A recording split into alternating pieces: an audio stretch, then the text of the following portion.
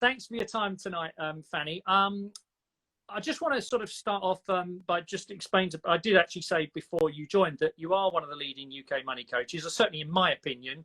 You're super smart, you're very experienced, and you are professionally qualified as a money coach. You haven't just sort of read a couple of books and thought you'd do this. Right. Do you want to just, before we get into the myths, just tell everyone who's joining tonight and listening, basically kind of how you work with clients and why you can bring something to the party tonight. Yeah, sure. So I work with people one-to-one, and I also love working with couples, and I've got an online group program as well called Loving Me, Loving My Money. And the reason that I love working with people, when I first started out, before I got my qualification, I just used to put spreadsheets in front of people and sort of show them how, like you got taught maths at school, how to look after their finances. And it just doesn't work, because I'm sure that your audience is just as intelligent as my audience, Jason. And the reason that we don't manage our money is sometimes unfathomable to ourselves. So I studied a lot about the psychology of money and why people have resistance to managing their money. So mindset is even more important than the practical side. So a lot of my work focuses on the mindset side before we attack the numbers. Yeah.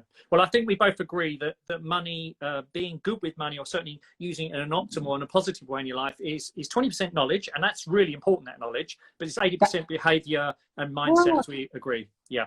Absolutely. Okay, well, look, I'll tell you what, let's we've pulled together our kind of just out off the top of our head, Fanny and I, before the event, we knocked together some money myths. Now feel free to chuck your own money myths that you've heard of, that you want to know why it's not a money myth. If you've got a real strongly held money belief, chuck it in the box and I'll try and get to it. But what I want to do is I want to just go through some of what I call the old chestnuts, right, that we own in our careers. And I was a financial advisor for 25 years. And I interviewed over 1,000 people. So I've heard virtually every kind of myth you can imagine. So let's go through a couple of these, and I'll chuck these out, let Fanny comment on them, and I'll chip in as necessary. So the first one is, I don't need an emergency fund because I can use my overdraft or credit card. Nice. You want me to say something now? Yeah, really helpful. Okay. Yeah, well, don't bother. Just run up a whole load of debt on your credit card and then get a credit card at about sort of 29% or even 18 to 20%, and then carry on paying it off the rest of your life. No, I'm serious. Not having an emergency fund is sometimes we're not always able to have an emergency fund, and I get that. But if we can do whatever we can to get some kind of ready set aside for that emergency, it does two things. First of all, it can save us bundles of cash on getting credit out. But what the other thing it does is it calms the monkey mind. It actually keeps us much, much calmer, so that when there is an emergency, we don't suddenly panic and run around waving our arms in the air thinking about what we're going to do. The other thing is if you do have debt to pay off, and you've got an emergency fund set aside, what that emergency fund does, it saves you from sabotaging paying off your debt, which financially, we go, well, why am I saving money when I've still got debt?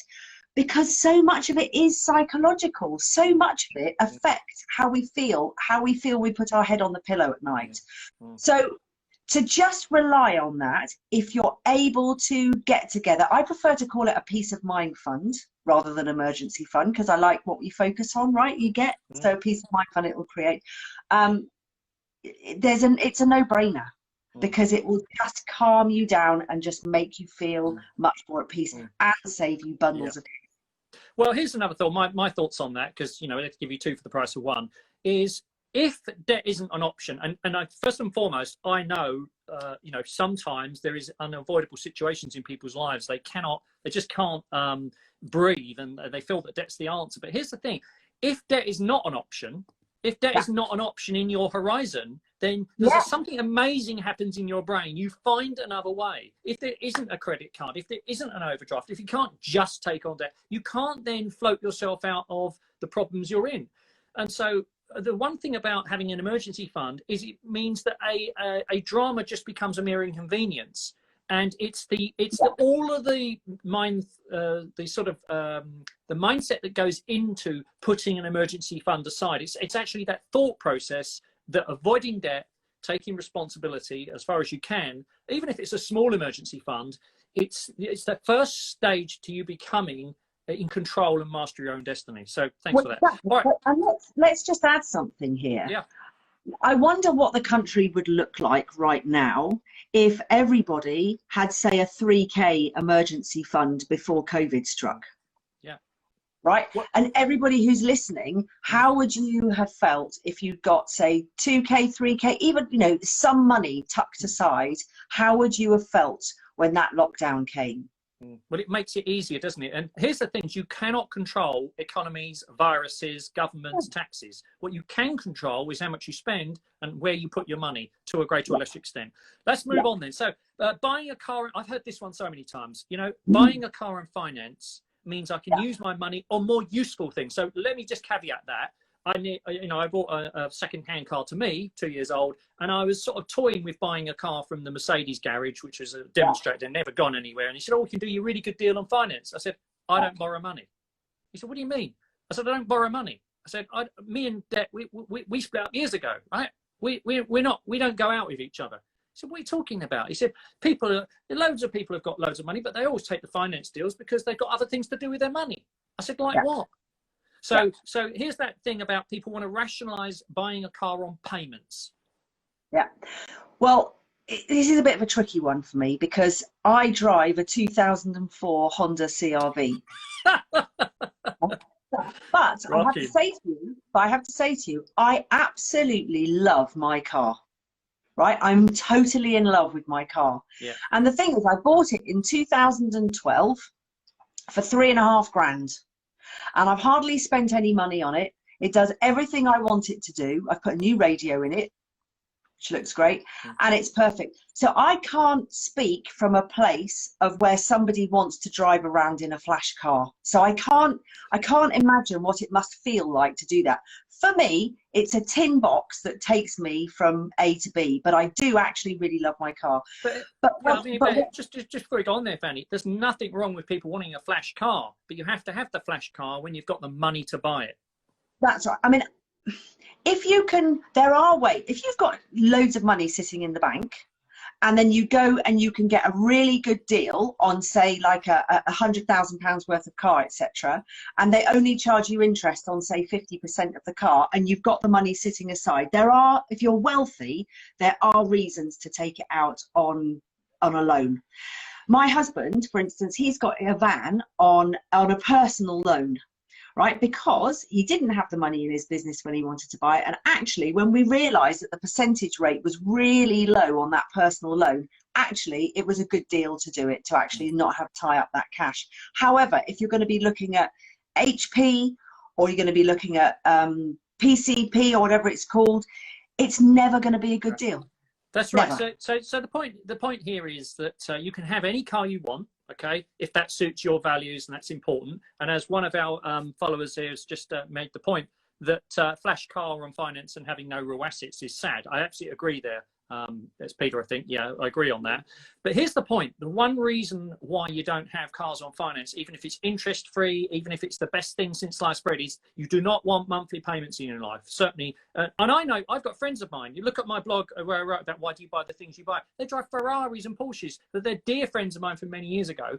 But the point is, they will have half of that on finance, but they've got monthly payments, and that's fine by them. But I don't want monthly payments in my life because my life is very low cost. If I want to be extravagant, I do that out of my pot. So it's just a principle that if you want to get ahead, you don't have payments.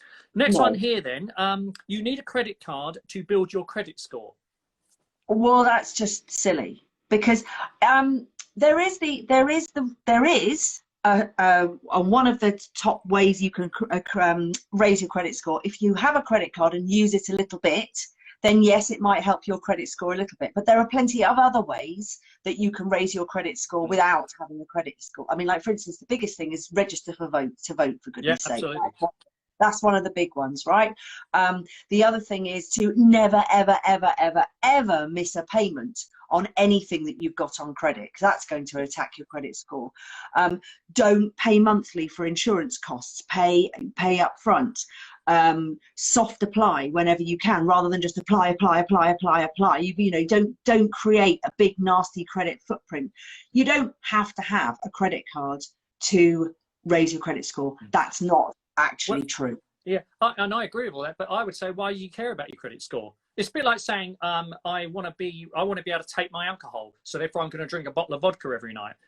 The credit score is designed for people who want to lend you money. Well, you're not lending, you're not borrowing money, okay? So therefore, the big issue there is why you're worrying. However, I'm not saying that the credit score is something you should just forget about. I'm just saying that don't get so fixated about the credit score number. You're going to get rid of debt if you listen to anything that anyone who knows what they're doing talks about. You're going to get rid of debt out of your life, okay? And the credit score can have an impact to a certain degree on some mortgage deals, but the biggest single thing that will affect your ability to get a mortgage is your ability to prove that you've got sensible income, that you've got low outgoings and you can afford it, and you've got enough deposit. They are more important than the credit score. Even if you had a very low credit score, but you've never defaults and never taken finance out, those other things of a good deposit, low cost of living, and a squeaky clean background, never gone to court and stuff, that's going to help you more than the credit score. And if you're going to get out of debt quickly, then you're going to say goodbye to these. But all a credit score says doesn't say that you're good with money. It just says that you can sort of keep on paying these lenders money, and that they're probably, the chances of them losing money are low or high or medium. That's all it says. They will look at it. They will look at it when you apply for mobile phone and things like that. Basically, they're not going to. There's so much detail about this on the web, especially the money. Of course there is. Yeah. And one of the other things is we don't do mobile phones on contracts, so we don't need to worry about a credit score. We boost SIM-only contracts when we buy new, or we buy second-hand phones. We do not do this 60, 70, 80, 90 pound a month. That's borrowing. We don't do that, so we don't need a credit score. No, right. I don't do that personally. Yeah. Pensions is a bad investment. Pensions is a bad investment. Pensions are a bad investment. Well, they're not a bad investment. I'd invest into my ISA first, because only because the government are able to change the rules on pensions when they want to, whereas the ISA is usually pretty safe. But the pension, of course, is not a bad investment. You know, for every 80p you put in, the government's going to top it up to £1 for a lower rate taxpayer. And then when you take your pension out, you're going to get 25% tax free, which is great. So it's not a bad investment. But again, it's to be considered across the board with other investments as well. But you know, and if you've got your employer paying into your pension and you get them to pay in a decent amount, then your quid's in. I mean, that's fantastic. Yeah, I suppose I agree, but I think I'd add a couple of more things there. I'd say, first of all, it depends what you put the money in, right? Yeah. If you put money into a pension wrapper, it depends. If you leave it all in cash for 30 years, it probably is a bad investment, right? Yes. If you put it all in a crypto fund, yes, it could make a lot of money or could lose a lot of money. Who knows? But the second thing is, it depends when you want to use it. A pension that's designed to buy a house is no good, is it? If you want to buy a house in 5 years' time, then you don't put money in a pension you can't touch till you're 60. You probably do a lifetime ISA if you're under 40. So it depends on the timing, and it depends what you're going to invest the money in. Move on to the next one. The old ways of investing in equities, etc., is all past it. Crypto is the way to build serious wealth quickly. I can say, well, you know, I mean, this is silly. So let's just take this. So since the crash or the correction in March, I started investing in a Vanguard fund, and since then it's gone up by 24%, right? Yeah. If we look at crypto, it's gone up massively as well. But the crypto market is, nobody has any idea what's going on with it. It's for speculation. If you're going to put money into crypto, you've got to seriously know what you're doing. And in my personal opinion, and I'm not an expert in crypto, I do have some cryptocurrency. I would never put in at this stage more money than I can afford to lose. Well, here's the point. No one knows what the future holds, right? Exactly. All I know is Warren Buffett says that he can only see it ending in tears. That doesn't mean to say people can't make a lot of money in it, but here's the thing. Anything that's new and exciting, I've read all about crypto over the years several times, and I've got the basics, but I still couldn't explain it to someone in probably less than 3 minutes and they'd still understand it. And I still have to think carefully about it. There are pros and cons for it. I get all that, and I can understand people worrying about fiat currencies.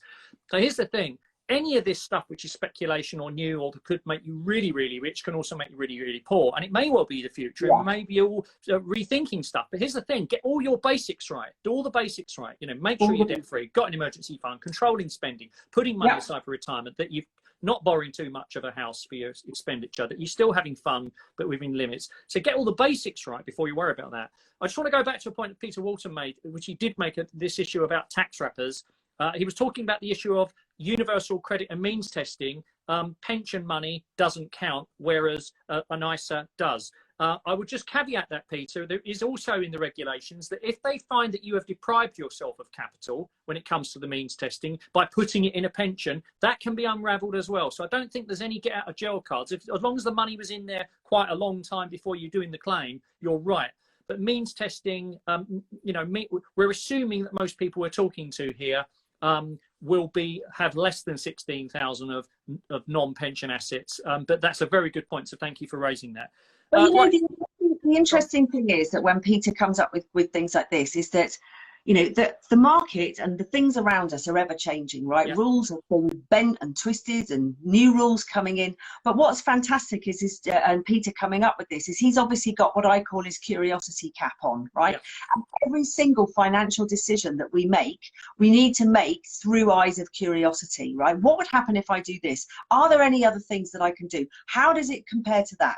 Is there anything out there that I don't know about? And to actually start getting financial knowledge.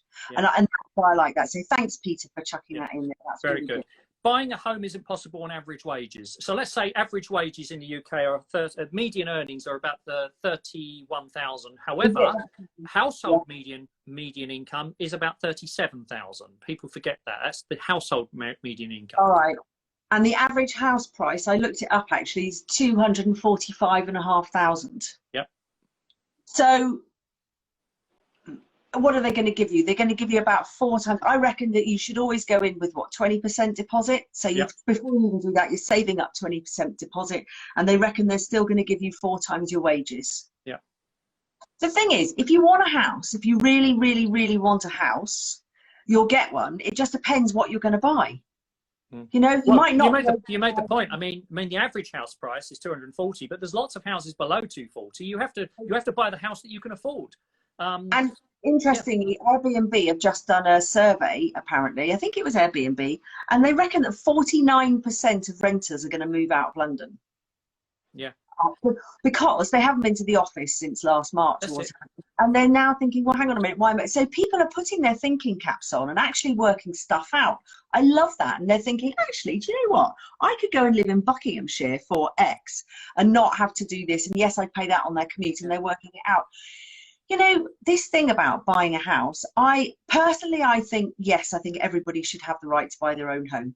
I do. And I think that psychologically, mindset wise, that if you haven't got to pay rent, and you haven't got the thought that you might have to move out within 6 months or a year, I think that's amazing, fantastic peace of mind. However, mortgage, what does that mean in French? Grip of death, contract until death in French. The point is that moving into getting a house has to be affordable for you. So there's no point buying a house where you're literally strung up by the mortgage payments every month. Everything needs to balance. But the point there was the secondary point to that was that it's always important to get on the property ladder as soon as possible. So let's just expand that point a little bit. The idea of buying a house that you live in and that you pay off the mortgage and then eventually own the property when you're old and decrepit and can't work or don't want to work makes sense from an overall financial planning point of view, right? It's always better to buy than to rent in the long run. However, there's no shame at the beginning of your career when you don't know what you're doing, or you want to be flexible, or you haven't got the capital together because you actually want to use that capital to build a business or to enhance your career options, or to take a lower paying job while you're learning skills. There's nothing wrong with that. And it's got to be right for you. You've got to be feeling comfortable that it's all great having the right to live in your house so long as you pay the mortgage payments. But if you lose your job, then you know you're going to lose your house. So I think this issue about it's not possible, it is possible to buy a house on average wages, but you may not be able to live in some swanky flat in the Barbican. You may not be able to live even in a suburb of London, even if prices drop 20%.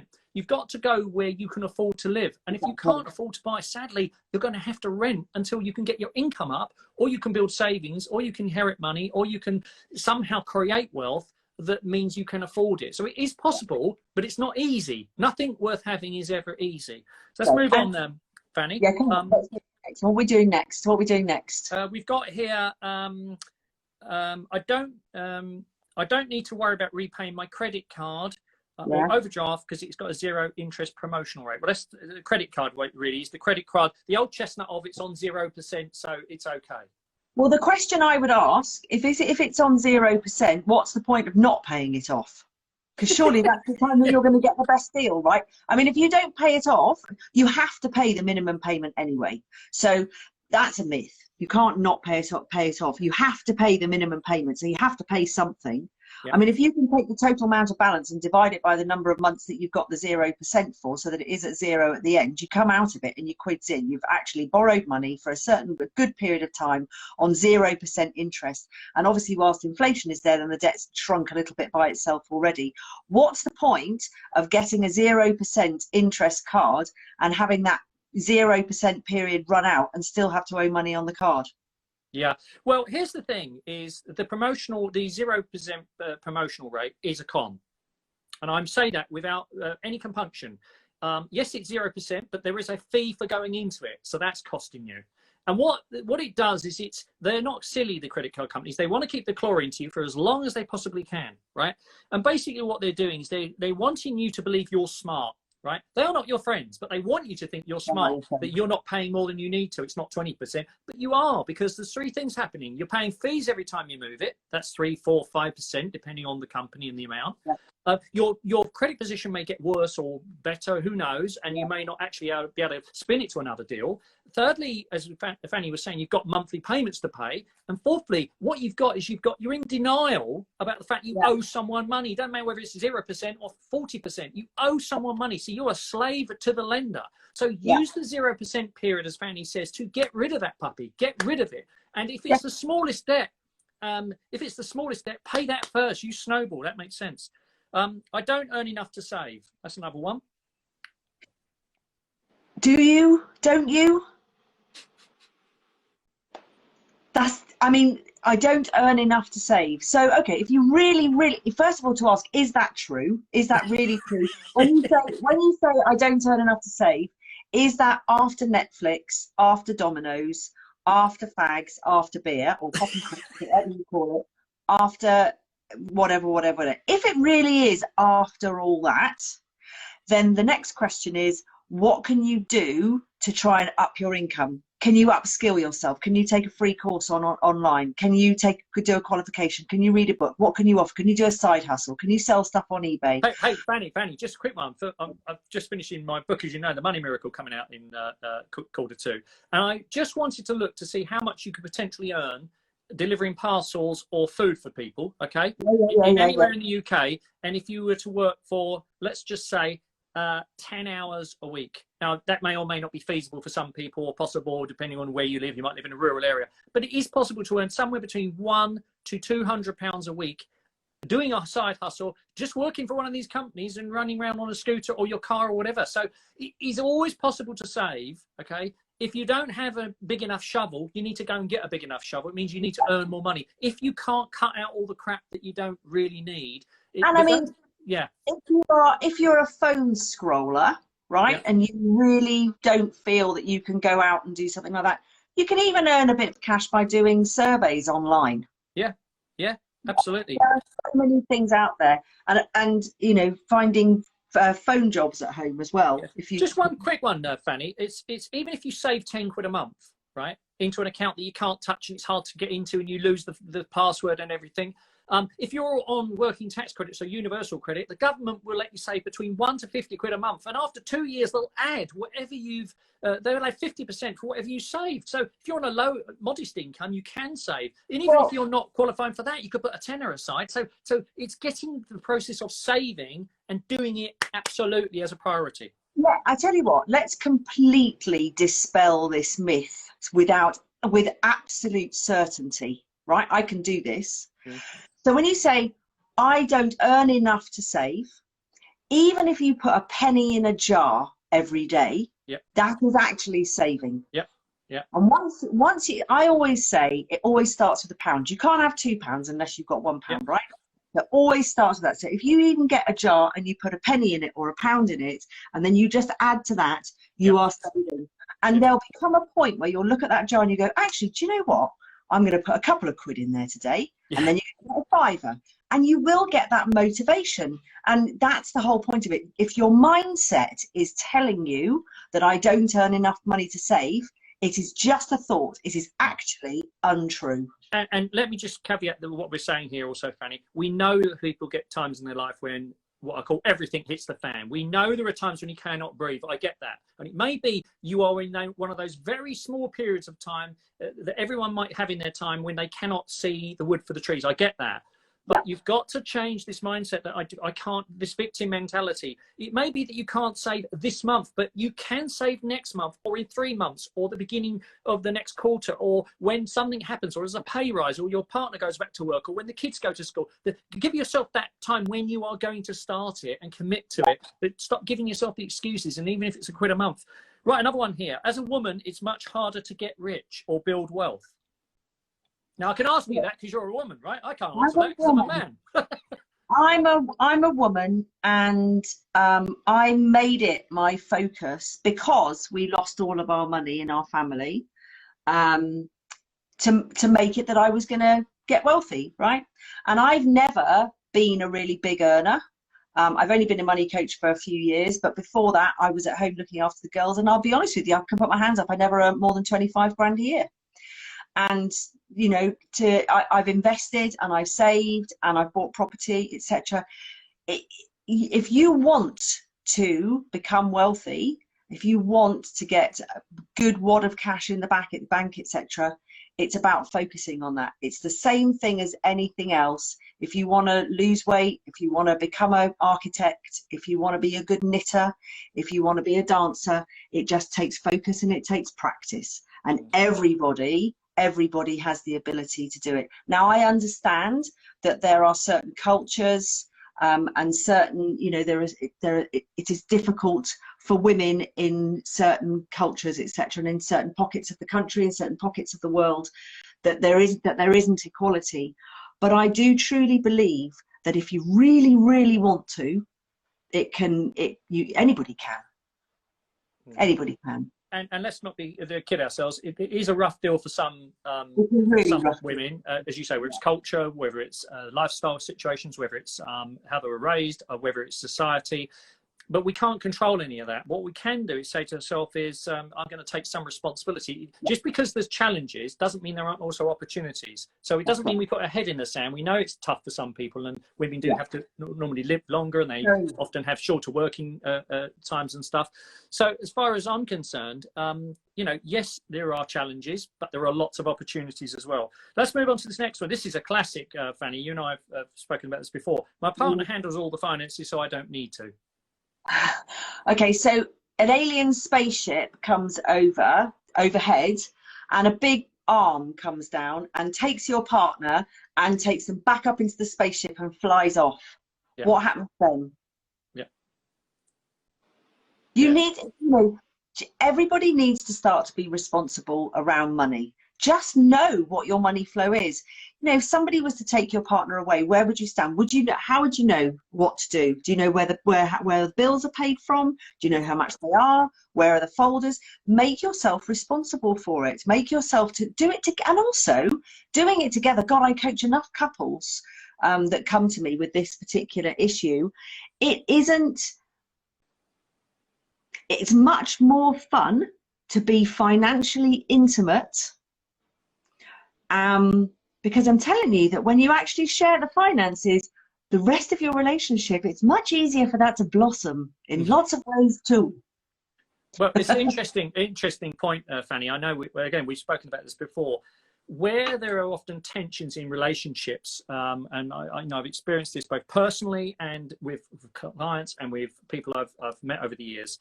is if you are often what can seem to be something you're not aligned with is because you're not expressing a value or a priority or something which is important to you or something that's concerning you. So we all have things that we're excited about, we all have things that we worry about. And so, for instance, if one of you is concerned about the downside, you know, and you're sort of trying to rein in your partner from doing something new and exciting or a new business or taking a job promotion because they aren't comfortable, you've got enough emergency fund, and you aren't addressing that issue of the emergency fund because you don't see it as an important thing, but it's important to your partner. That's where if you can have the communication, if you can both get the cards on the table, it's not about beating people over the head with saying it's my way or the highway. It's getting on the same page. And if you look at all of the success stories, it's easier to do it in a partnership and be pulling on the same direction. Now, that doesn't mean to say that one of you may be more interested in the budgeting side or the spending control side, right? And therefore just check in regularly with your partner. It doesn't mean you absolve full responsibility or that you've got to fight over the spreadsheet. But equally, when it comes to the big picture, it may be that one of you is doing the sort of big picture stuff, but you still got to involve your partner. So it doesn't mean to say that we've got to all be in the same lane, but we've got to be going along on the same motorway. I think that's the point we're saying, isn't it? Well, you know, this is me really. So one of the reasons I became a money coach is because of the appalling relationship that both me and my husband had together with money. So when I always took the reins when it came to money, and he, I know we're gonna talk about the money types in a bit, but he was like what we call 100% creator artist. He would be the perfect person that would say, money's not important to me. Yeah. So I ended up doing the whole lot. And when we got married and got together, that actually was fine because I wanted to be the controller anyway. But 15 years down the line, when we got 2 kids and all that kind of stuff, and I'm thinking, actually, hang on a minute, we need to share that. There comes a point where the friction between us it was awful. We just couldn't talk about money at all. Now, the point is, and this is really important, is that what we don't do is we don't listen to Fanny and say, well, what we've got to do is teach Neil to be like me, right? And I don't have to learn to be like him. When we think about money as a couple, we've got to take into an account what our backgrounds were. So my backgrounds, my mum and dad were completely different about money compared to Neil's parents. You know, so we both grew up with different feelings and different thoughts about what made us feel secure or what was important to us and different values around our self-worth, etc. And there's a lovely Rumi quote that we use in money coaching, which is, out beyond the ideas of wrongdoing and right doing, there is a field. I'll meet you there. So it's all about looking at the partnership of a couple when it comes to money and understanding where each other are coming from, using our money stories. I know there's lots of talk about money stories these days, but looking at our money stories and go, well, why is it that you feel that having an emergency fund, why is it that it's so important to you? I get it, because you had a situation in your childhood where you felt unsafe, so that's why you want to feel safe. And why is it that you feel that you need to go out weekly and buy £300 Gucci handbags? Because when you were a kid, you never had this, that, and the other. Once you have that understanding between the two of you, you can start to actually address each other's needs without attacking each other financially. It's understanding where you're both coming from, but also finding a path to where you both want to go to. So just before we address any more, I just want you to just quickly run through the 8 money types and also tell people where they can take the money types free quiz. Okay, so when we're talking about mindset, we all approach money in different ways, and you might find that some days you do this and another days you do that, and you go, I just can't really understand why I behave. I don't really know why I'm so weird when it comes to money. Well, at the Money Coach Institute, where I trained, we work with 8 money archetypes. So archetypes are like characters who all behave very differently in different ways, and the money types all behave very differently when it comes to money. So we've got 8 types, and all of those 8 types are within us. So we've got the innocent, the victim, the warrior, the martyr, the fool, the creator artist, the tyrant, and the magician.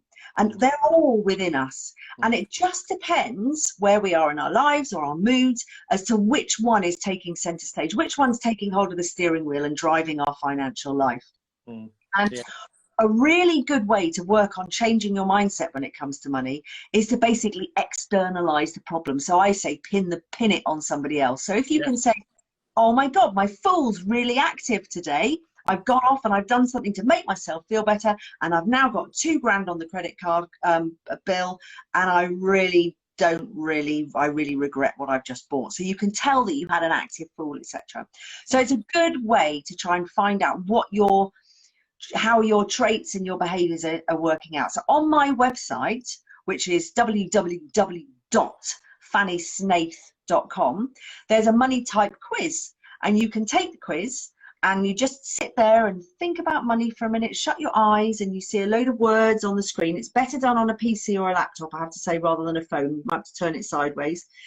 Check the boxes that you feel apply to you around money, and scroll down afterwards, and you'll get the results of what percentage of each one of those money types, and you can just see how they apply to you. But whilst you're doing it as well, or when you get the results, think about, are you like mum? Are you a bit like dad? Are you a mixture of the two? Did you have a significant person in your life when you were a child who you might be a bit like them? What influenced you? It's a fascinating experiment. I've just had a group of people go through my Loving Me, Loving My Money course, and they take the money type quiz at the beginning, and then they take it at the end. And it's amazing to see, because we want an active warrior and magician, and a bit of creator artist as well. And most of them go from having like 9% warrior and magician, and one of the ladies has gone up to 75% magician, which is absolutely brilliant. I'm so chuffed with it, and they've all seen great improvements, which is good, because we can all.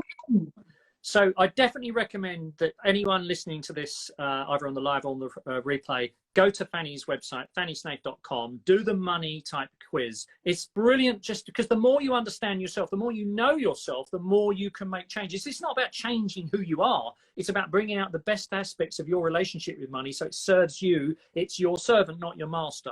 Really recommend that.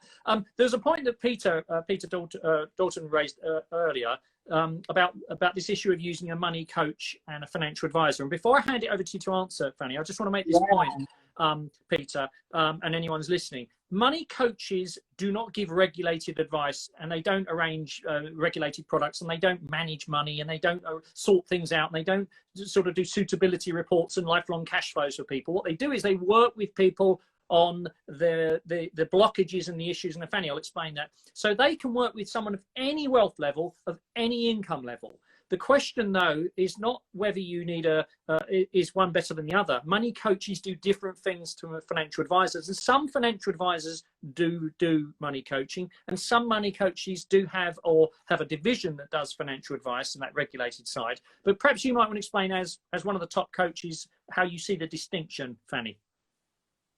I have some very wealthy clients, and when a wealthy client comes to me, they just tend to have a different set of problems for people that just don't have so much money. I have people come to me who are earning very well but just don't really know how to manage their money, and they don't know why they're not managing their money. So we talk about that. And then I have people who don't have a lot of money and just are champing at the bit and want to do more. So as far as I'm concerned, I work very closely with financial advisors. Financial advisors are my friends, not all of them, but we all have our favourites, don't we? So, but the thing is, a financial advisor is there to sell products and sell good products to you. Not everybody is going to go down the route of self-investing. If you're going to go down the route of self-investing, you might not need a financial advisor until you've got a good few £100,000 or whatever.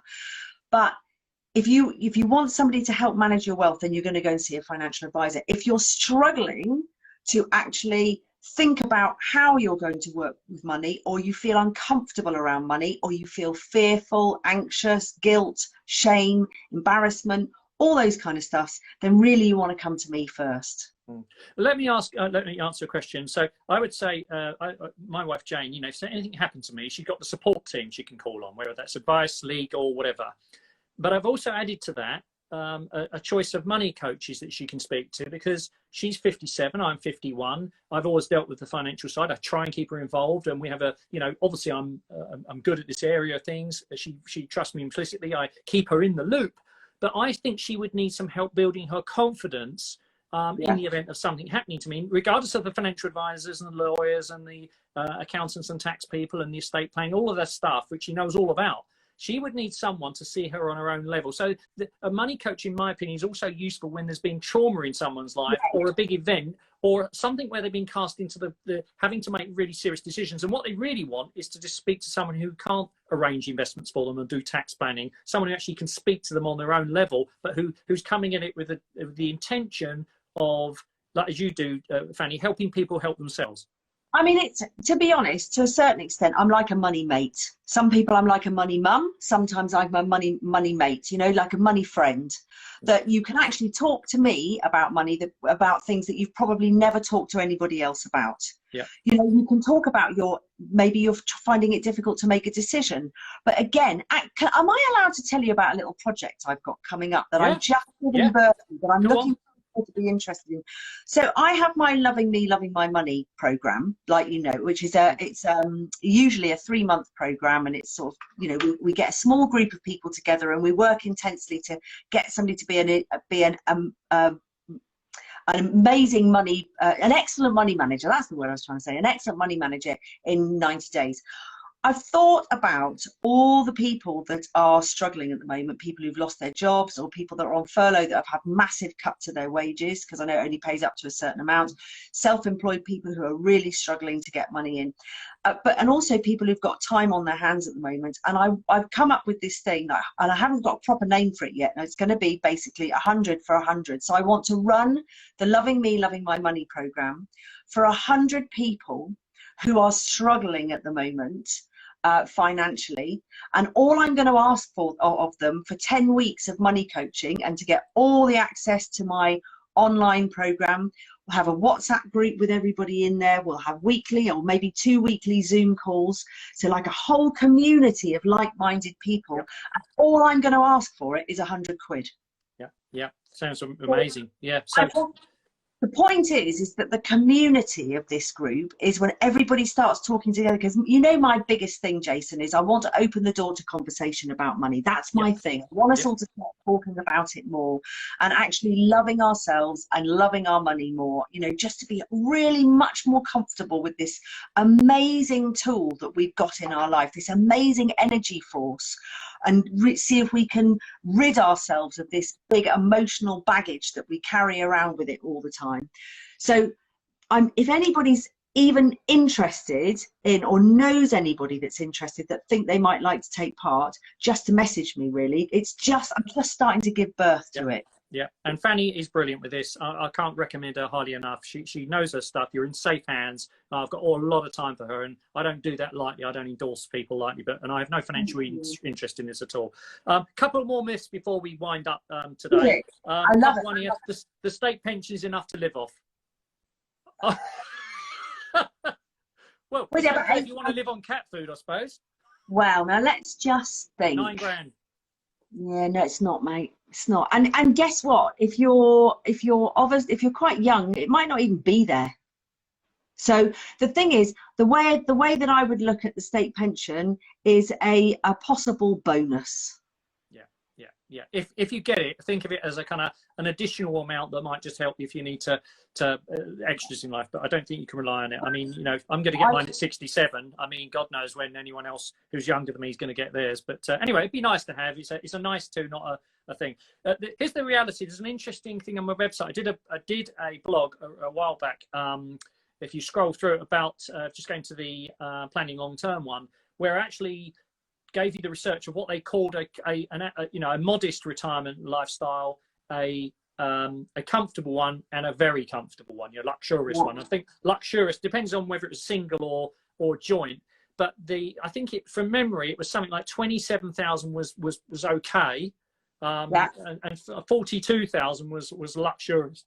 From memory, it was about 30 grand. I think was okay. You know, sort of 22,000 was just getting by, and 42,000 was kind of thing. Well, I don't know about anyone else out there, but you know, sort of 30 grand a year in retirement. It sounds. I think most people could get by on that, but that's a lot more than £9 grand from a state pension. And you may want to have some bit more money coming in a bit earlier than 70 or 72 or 75 whenever they give you it. So I don't think you can rely on it. I think I agree. The other one here is you must work. Sorry.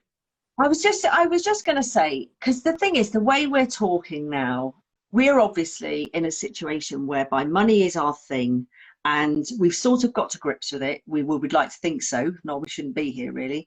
If there's anybody sitting there thinking, oh my God, or starting to get a little bit anxious or a little bit fearful, the first thing to do is to notice that. Yeah.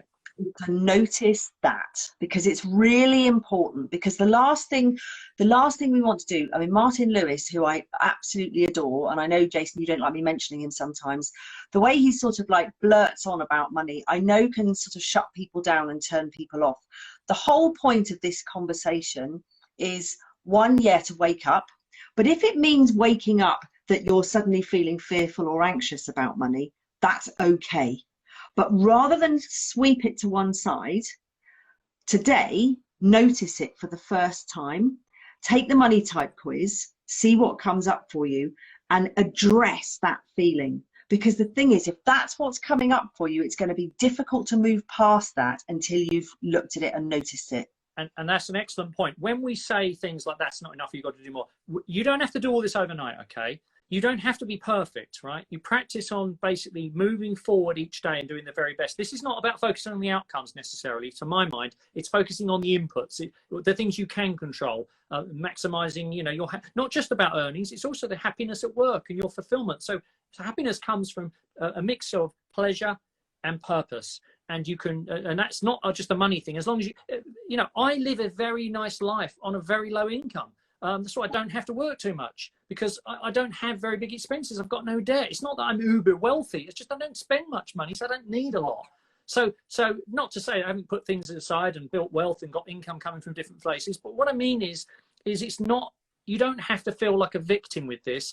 Fear is a natural thing that humans have had since the beginning of time. But what Fanny, I think, is saying is recognize the fear or anxiety or worry you might have about money. It's normal. We're human.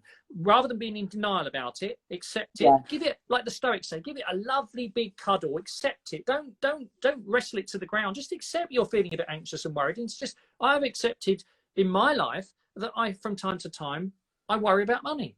But no need for me to be. That's something that's built into me, but it's not something that's debilitating and makes me feel ill. But I accept, like the weather. Oh, it's cloudy today, or it's raining today. Oh, I've got a thought coming to my mind of scarcity. Oh, that's fine. Just let it go. I don't dwell on it, and I just let it move on. And it's quite normal. We're human, okay? Yeah, we are. But I would also say that if it does make you feel anxious and it makes you fearful and it is overshadowing where you are, like say, for instance, you're not opening your bills, or you're not checking into your bank account, or you're not using an app like Money Dashboard or something like that, you're not tracking it, you don't know how much money you spend, you don't know how much money you earn, and the reason you don't is because of fear and anxiety, etc. Reach out.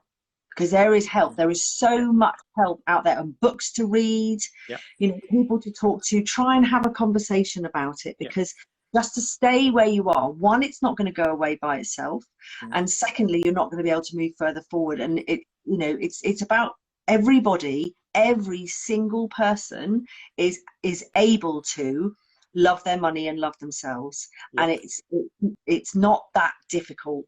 And I can help you do that, and so can any of the money coaches out there. Or just go online and Google how you feel. Shame and money, big one, massive one. And here's the thing: you are not stupid, right? No. You're not on your own, and none of us know all the answers, right? Fanny and I have made more mistakes in our lives than we care to think. The difference is how we respond to cock-ups, how we respond to failures, how we respond to missteps, how we respond to what we call learning how not to do stuff.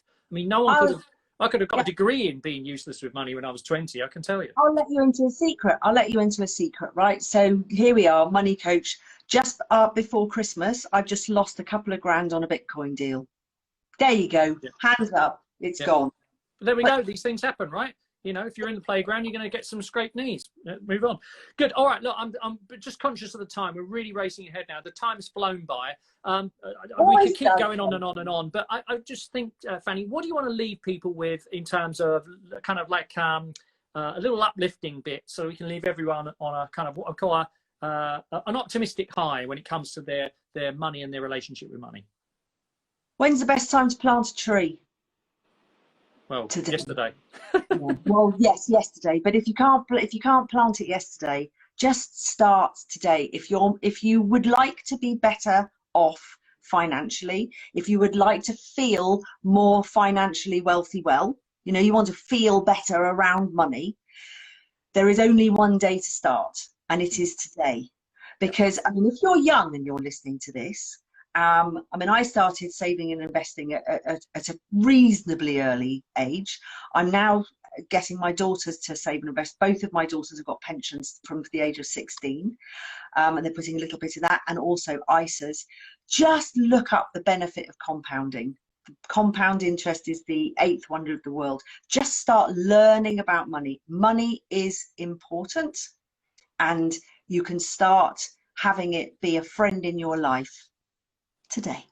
Yeah, absolutely. I agree. And here's, I'll just leave you with this parting thought. Don't give money any more power in your life than it deserves, but do respect money, because money always wants to hang out, and abundance and opportunity wants to hang out with people who respect it in a fair way. And the thing to bear in mind is that when you take your last breath, you will not be judged as to how good a human being you are by how much you have or haven't saved. Okay, it's the lives you touch and the experiences you have along the way. And we just want to make sure that the conversation about money and why we do all this stuff is we want to reduce the friction that you experience today, not just in the dim, distant future when you're older and can't work, but today, so that you enjoy life more, you worry less about money, and that you make wise choices that are in tune with your values, your priorities, and with the people that you love in your life. Fanny Snaith, superstar money coach, you are a gem. Thank you very much for taking up your time this evening. And I, if everyone wants, if we want to do this again, you know, obviously let me know. Like the video again, I'll be it'll be on our IGTV, and we'll also be putting this whole video up on the YouTube channel. So I'll be sharing that all with you, so that you can share this with people who you think might get some benefit from it. And if you've got a partner or a friend where you found it difficult to raise the issue of money, you might just want to share this video and just say, look, have a look and see these two couple of characters ranting away. So look, thank you everyone for being on tonight. Thank you, Fanny Snaith. Thank you everyone for joining. It's been an absolute hoot. I hope to see you again next Tuesday, 7:30.